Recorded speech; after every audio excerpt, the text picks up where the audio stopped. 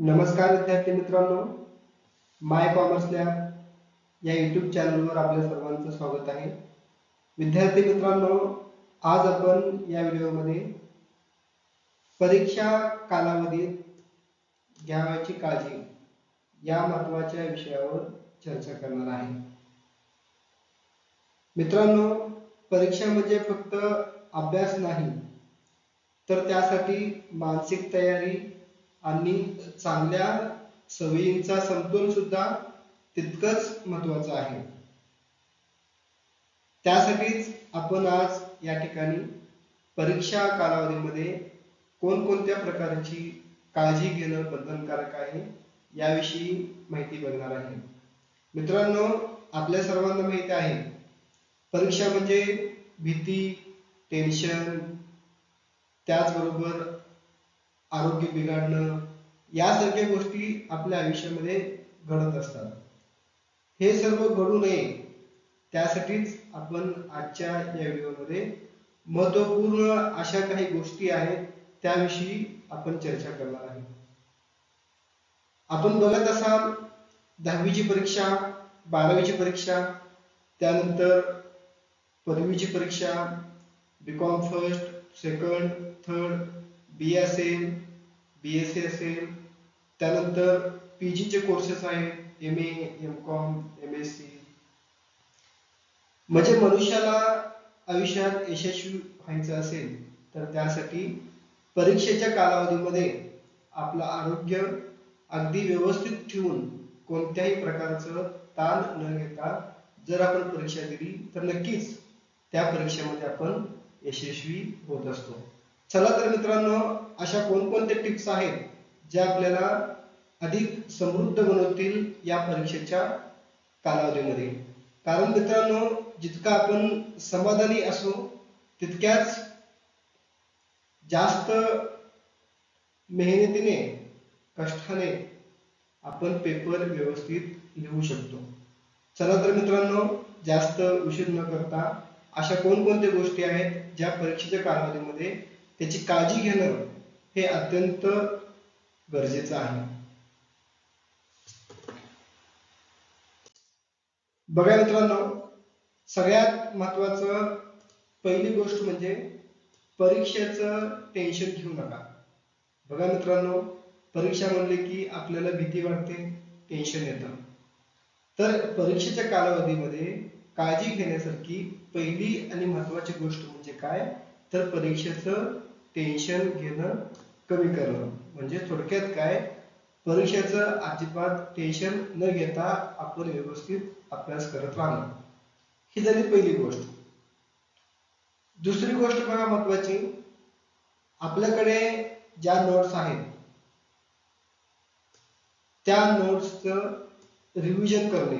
बघा मित्रांनो, नोट्स असतील तर तेच रिव्हिजन करणे, नव्याने कुठलेही नोट्स परत वाचायचे नाही. म्हणजे आतापर्यंत आपण जे काही अभ्यास करत आलो, वर्गात शिकवलेले नोट्स असतील किंवा आपण स्वतः काढलेले नोट्स असतील, तर त्याच नोट्स आपण या परीक्षेच्या कालावधीमध्ये वाचन करणं गरजेचं आहे. आणखी नवीन काय आहे, IMP काय असणार आहे, किंवा नवीन स्टडी मटेरियल काय आहे, किंवा मित्रांनी दिलेलं एखादं पुस्तक, अशा नवीन नवीन गोष्टी आपण परीक्षेच्या कालावधीमध्ये वाचू नये. हा एक महत्त्वाचं बाब या ठिकाणी लक्षात घेता येईल. त्यानंतर सगळ्यात महत्त्वाचं बघा मित्रांनो, तिसरी गोष्ट आहे, झोप पूर्ण घ्या आणि रात्री जागरण टाळा. बरेचसे विद्यार्थी काय करतात, रात्री 11, 12, 1, 2 पर्यंत अभ्यास करत असतात. तर मित्रांनो, हे पूर्णपणे चुकीचं आहे. रात्री परीक्षेच्या कालावधीमध्ये अभ्यास करू नका. व्यवस्थित शरीराला झोप मिळावी याकडे जास्त लक्ष द्या. झोप पूर्ण घ्या आणि त्यानंतर आपण बाकीच्या गोष्टी अगदी समृद्ध राहून आपण करू शकतो. जर समजा आपली झोप पूर्ण झाली नाही तर दिवसभर आपल्याला अनेक अडचणींना सामोरे जाऊ लागते. त्यामुळे बघा मित्रांनो, झोप पूर्ण घ्या आणि रात्रीचं जागरण शक्यतो टाळा. शक्यतो म्हणण्यापेक्षा रात्री जागूच नका. रात्री जो आपला नेहमीचा टाइम आहे 10, 10:30, 11 जो काय आपला नेहमीचा टायमिंग असेल त्या वेळेमध्ये झोप घ्या.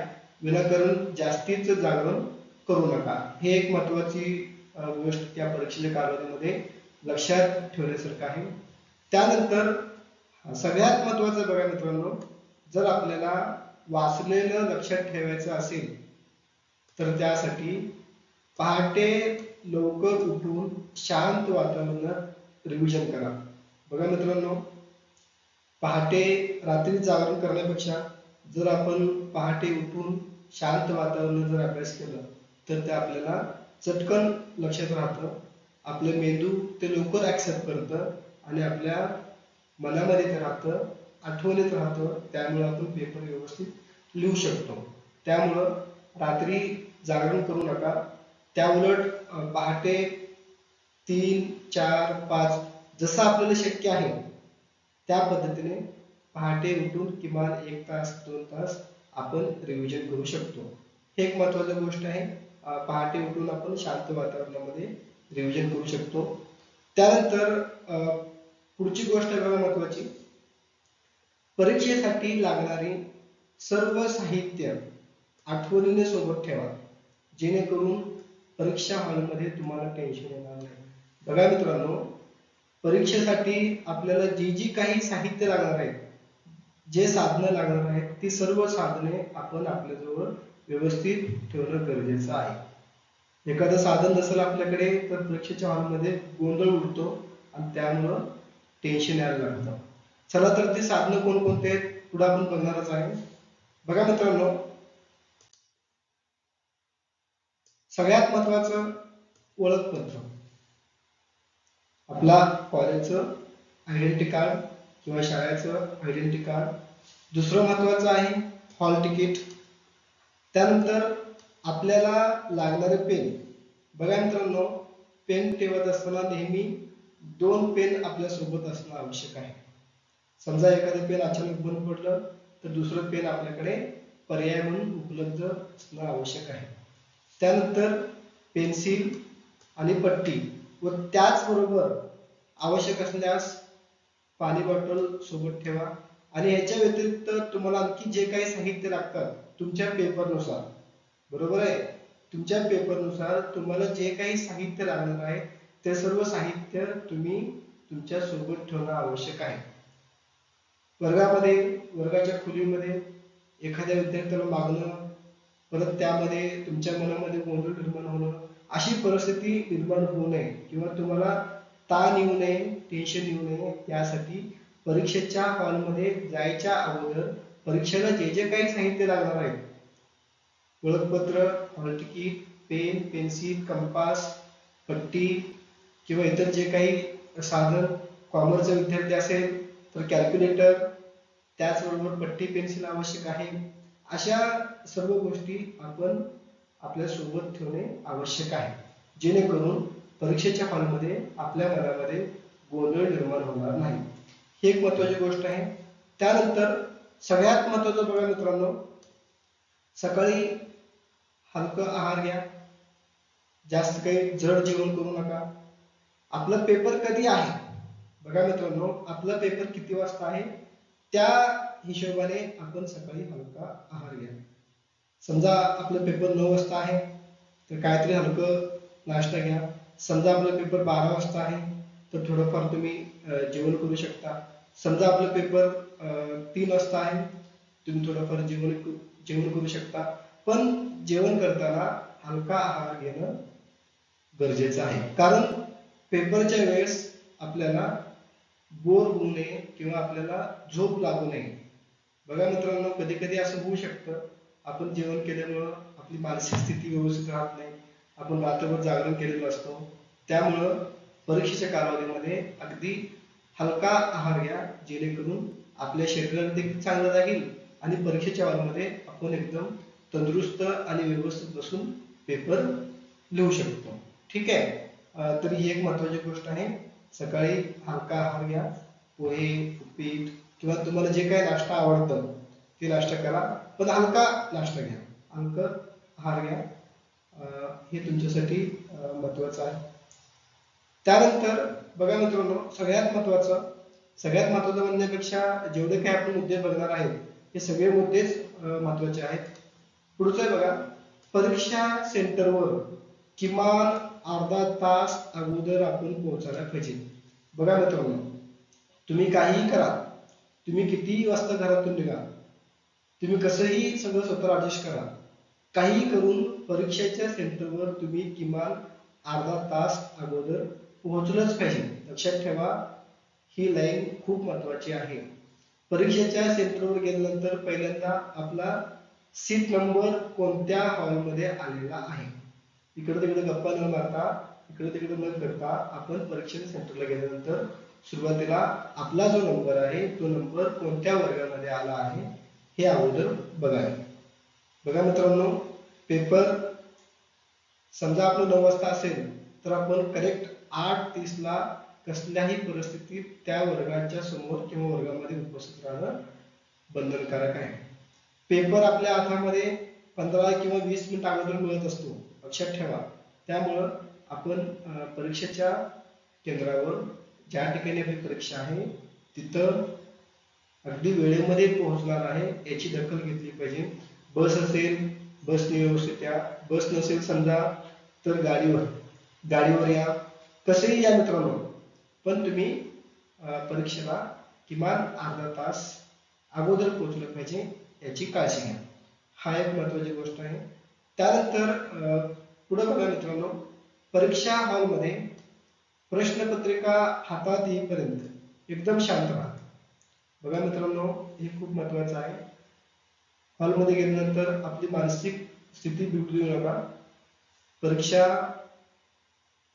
हॉलमध्ये गेल्यानंतर प्रश्नपत्रिका आपल्या हातात येईपर्यंत एकदम शांत राहा, सकारात्मक राहा आणि चेहऱ्यावर स्मित हास्य ठेवा. सकारात्मक राहा जेणेकरून आपल्याला प्रश्नपत्रिका हाताळल्यानंतर आपली मानसिक स्थिती बिघडू नये यावर अधिक जास्त लक्ष द्या. त्यानंतर बघा मित्रांनो, उत्तरपत्रिकेवर योग्य ती माहिती अगदी व्यवस्थित आणि काळजीपूर्वक भरावी. बघा मित्रांनो, हे खूप महत्वाचं आहे. जर तुम्ही चुकीचं काही माहिती भरला असाल तर तुमचा पेपर रिझल्ट मध्ये पडतो, तुमचा पेपर पेंडिंग मध्ये पडतो. त्यामुळे पेपर उत्तरपत्रिकेवरील सगळी माहिती भरत असताना अगदी काळजीपूर्वक व्यवस्थित लक्षपूर्वक आपण ती माहिती भरणं गरजेचं आहे. उदाहरणार्थ सीट नंबर, बघा मित्रांनो, सीट नंबर व्यवस्थित भरा. पेअर नंबर भरायचा असेल तर पेअर नंबर व्यवस्थित भरा. क्वेश्चन पेपर कोड असेल ते व्यवस्थित भरा. विषयाचे नाव, तुमची सही व इतर माहिती काळजीपूर्वक त्या उत्तरपत्रिकेवर भरणं आवश्यक आहे. जर तुम्ही या उत्तरपत्रिकेवर माहिती चुकलात तर तुमचा पेपर तपासला जाणार नाही किंवा तुमचा रिझल्ट पेंडिंग मध्ये पडतो. त्यामुळे seat number, question paper code number, विषयाचं नाव, त्याची तारीख, वेळ, तुमची सही व इतर माहिती काळजीपूर्वक भरणं खूप गरजेचं आहे. त्यानंतर पुढे बघा मित्रांनो, मागे काय चाललंय आणि पुढे काय चाललंय याचं अजिबात विचार करू नका. बघा मित्रांनो, हे तुमच्यासाठी खूप महत्वाचं आहे. पेपर लिहित असताना आपल्या मागे कोण काय करतंय किंवा आपल्या पुढे कोण काय करतंय, कोण बघून लिहितंय याचं अजिबात काही विचार करू नका. तुम्ही तुमचा पेपर अगदी प्रामाणिकपणे लिहा. कुणी कॉपी करत असेल तर तुम्ही तुमचं मनस्थिती बिघडू देऊ नका. तुम्ही व्यवस्थित तुम्ही केलेला अभ्यास आठवा आणि त्या पद्धतीने पेपर लिहा. कारण कॉपी केल्यानंतर तुम्हाला त्यातून काही साध्य होणार नाही. पुढे भविष्यात आता तुम्ही पास होताल, काही प्रॉब्लेम नाही, पण भविष्यामध्ये जेव्हा तुम्ही सरकारी नोकरी देचाल किंवा मुलाखतीला जाचाल तेव्हा तुमचं प्रामाणिकपणा किंवा तुम्ही प्रामाणिकपणे केलेला अभ्यास हेच तुम्हाला उपयोगी पडणार आहे. त्यामुळे परीक्षेच्या हॉलमध्ये मागे काय चाललंय, पुढे काय चाललंय, कोण बघून लिहितंय, कोण कॉपी करतंय ह्याच्यासोबत आपलं अजिबात काही देणं घेणं ठेवू नका आणि असल्या गोष्टींचा अजिबात विचार देखील करू नका. आपण आपला पेपर आपण अभ्यास केलेल्यानुसार प्रामाणिकपणे लिहिणे या गोष्टीकडे जास्त लक्ष द्या, जेणेकरून तुम्हाला याचा भविष्यामध्ये जास्त उपयोग होईल. मुलाखतीमध्ये असेल, वेगवेगळ्या परीक्षा असतात, स्पर्धा परीक्षेमध्ये असतील किंवा कुठेही. ठीक आहे, तर ही गोष्ट महत्वाची आहे. त्यानंतर पुढे बघा मित्रांनो, खूपच सोपे प्रश्न असतील तर घाई करू नका. बघा मित्रांनो, घाईमध्ये परत आपले काही प्रश्न चुकू शकतात. खूपच सोपे प्रश्न असतील तरी घाई करू नका आणि उत्तर काळजीपूर्वक लिहा. ज्यावेळेस तुमच्या हातामध्ये प्रश्नपत्रिका येते, प्रश्नपत्रिका आल्यानंतर सुरुवातीला 5 मिनिट 10 मिनिट पूर्ण क्वेश्चन पेपर आपण एकदा वाचून घ्यावे. क्वेश्चन पेपर वाचल्यानंतर तुम्हाला जे अगोदर सोपं वाटतं, जे तुम्ही लिहू शकता ते तुम्ही लिहायला सुरुवात करा.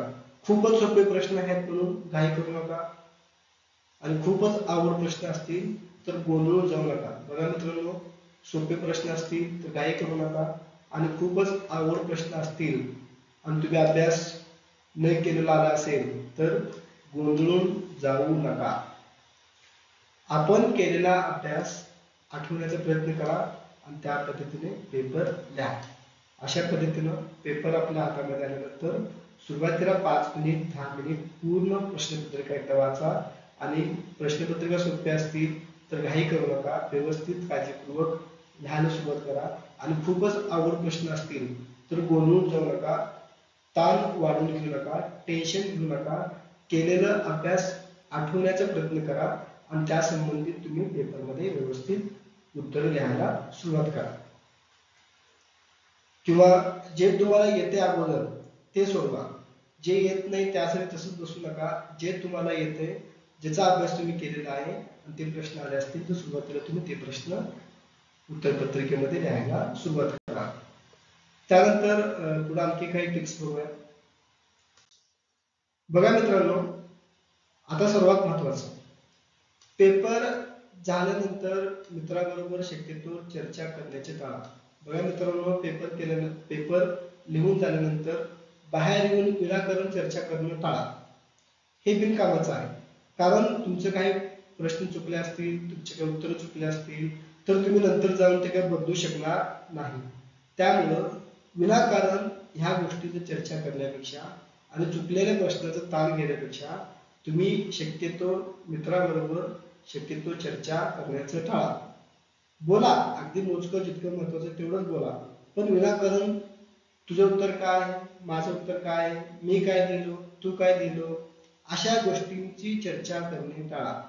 त्याचं उत्तर काय, त्याचं उत्तर काय, ह्याच्यामुळे काय होतं, समजा तुमचा एखादा प्रश्न चुकला असेल तर तुमची मानसिक स्थिती बिघडू शकते. त्यामुळं पेपर झाल्यानंतर मित्राबरोबर शक्यतो चर्चा करण्याचा टाळा आणि चर्चा करणार असाल तर फक्त काही मोजक्या गोष्टी चर्चा करा. बाकीचं अजिबात जास्त काही चर्चा करू नका. चर्चा करताना पेपर आपण असं चर्चा करू शकतो, तुला कसं पेपर गेला, मला कसं पेपर गेला, एवढं चर्चा करा. त्यातल्या प्रत्येक प्रश्नावर परत डिटेल असं चर्चा करत बसू नका. त्यानंतर पुढे बघा, किती मार्क पडणार. बघा मित्रांनो, आपल्याला आपण पेपर दिलाय त्यामुळे आपल्याला लगेच काय होतं की किती मार्क पडणार ही एक आशा असते. तर मित्रांनो, किती मार्क पडणार म्हणून मार्काची बेरीज करत बसू नका. यामुळे जर मार्क कमी होत असतील किंवा आपण नापास होत असाल तर आपली मानसिक स्थिती बिघडते, उलट टेन्शन वाढतं. त्यामुळं किती मार्क पडणार म्हणून मार्काची अजिबात बेरीज करत बसू नका. पुढे बघा, काही उत्तर चुकले असेल तर त्याचा विचार करू नका. जे बरोबर आले आहेत त्यावर तुम्ही समाधानी राहा. शक्यतो चर्चा करणं तुम्ही टाळाच आणि चर्चा जर तुम्ही केला असाल आणि तुमचे काही उत्तर चुकले असतील तर तुम्ही त्याचा विचार करू नका. जे तुमचे उत्तर बरोबर आले त्याच्यावर तुम्ही जास्त समाधानी राहा. हे खूप महत्वाचा मुद्दा आहे. त्यानंतर घरी गेल्यानंतर थोडं विश्रांती घ्या आणि लगेच पुढच्या पेपरला तयारीला लागा. बघा मित्रांनो, घरी जाऊन थोडंफार विश्रांती घ्या आणि विश्रांती घेऊन आणि मग तुम्ही पुढच्या पेपरच्या तयारीला लागा. नवीन पेपर्स तुम्ही सोडवत असताना जुन्या पेपरचं काहीही आठवू नका. जेव्हा तुम्ही दुसऱ्या दिवशी नवीन पेपर तुम्ही सोडत असता त्यावेळेस जुन्या पेपरचं तुम्ही काही आठवू नका, त्यामुळे तुमच्या दुसऱ्या पेपरवर देखील परिणाम होऊ शकतो. तर मित्रांनो, अशा पद्धतीने आज आपण परीक्षा कालावधीमध्ये कोणकोणत्या काळजी घ्यायला पाहिजे किंवा कोणकोणते मुद्दे लक्षात ठेवायला पाहिजे याविषयी आपण चर्चा केली. मित्रांनो, हा व्हिडिओ प्रत्येक परीक्षा देणाऱ्या विद्यार्थ्यांसाठी अतिशय महत्त्वाचा आहे. आपण जर परीक्षा देत असाल तर आपण हे व्हिडिओ पाहावे व त्याचबरोबर अजून कोणी मित्र, तुमचे मित्र, नातेवाईक, लहान भाऊ, मोठा भाऊ, लहान बहीण, मोठी बहीण किंवा इतर मित्र परिवार जर कोणी परीक्षा देत असतील तर त्या मित्रांना हा व्हिडिओ नक्की शेअर करा, जेणेकरून परीक्षाच्या कालावधीमध्ये कोणकोणते काळजी घ्यायला पाहिजे हे त्यांना देखील समजेल. सर्व विद्यार्थी मित्रांना परीक्षेसाठी खूप खूप शुभेच्छा. आपण सर्वांनी छान पेपर लिहावे आणि जास्तीत जास्त मार्क मिळवून आपण यश मिळवावं.